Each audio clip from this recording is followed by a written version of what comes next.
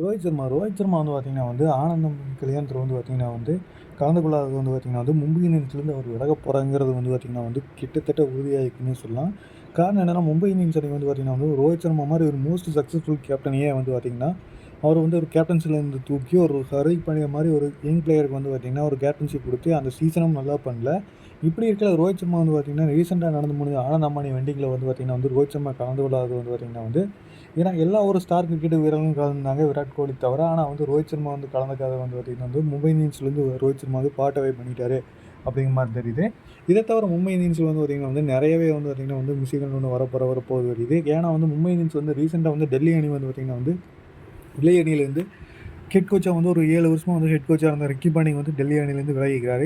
இதே மாதிரி வந்து பார்த்திங்கன்னா வந்து 2022 வந்து மும்பை இந்தியன்ஸ் வந்து பார்த்திங்கன்னா மார்க் பவுன்சரை வந்து பார்த்திங்கன்னா கோச்சாக போட்டாங்க. ஆனால் வந்து மார்க் பவுன்சர் தலைமையில் வந்து மும்பை இந்தியன்ஸ் வந்து அந்தளவுக்கு ஒரு சிறப்பாக செயல்படலன்னு நீங்கள் சொல்லலாம்.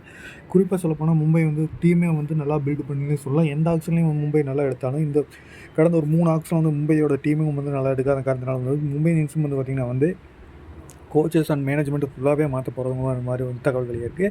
இதை தவிர ஹர்திக் பாண்டியா மாதிரி ஒரு கிங் பிளேயரில் வந்து பார்த்திங்கன்னா வந்து ஒரு யங் பிளேயர்ஸ் பேக் பண்ணி ஹர்திக் பாண்டியா தலைமையில் வந்து இந்திய அணி வந்து இதை தவிர மும்பை இந்தியன்ஸ் அணியில் வந்து இந்த வருஷம் வந்து மும்பை இந்தியன்ஸ் அணிக்காக வந்து கோச்சாக இருக்கான அதிக வாய்ப்பு வந்து ஆசிஸ் நகராக இருக்குன்னு சொல்லலாம். கடந்த ஒரு 2 சீசனாக வந்து நம்பவே ஒரு 3 சீசனாக வந்து குஜராத் டைட்டன்ஸ் வந்து நம்பவே ஒரு சிறப்பாக கோச் வெளிப்படுத்தியிருந்தாலும் போன சீசன் ஹர்திக் பாண்டியா இல்லாத வந்து நெஹ்ராவோட ஒரு கோச்சிங்குமே வந்து நம்பவே ஒரு டஃப்பாக இருந்துச்சுன்னே சொல்லலாம்.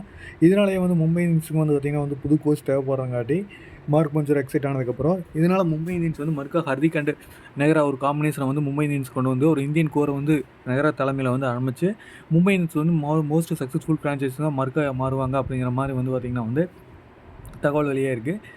இதை தவிர வந்து மும்பை இந்தியன்ஸில் வந்து இன்னும் நிறையவே மாற்றங்கள் நடக்கும் போது உங்கள் மும்பை இந்தியன்ஸ் ரிட்டன் லிஸ்ட்டில் யார் இருக்கணும், இல்லை ஹர்திக் பாண்டியா கேப்டன்ஷிப் பண்ணணுமா, இல்லை சூரியகுமார் யாதவ் கேப்டன்ஷிப் பண்ணணும்னு கீழே கமெண்ட்டில் பதிவு பண்ணுங்கள்.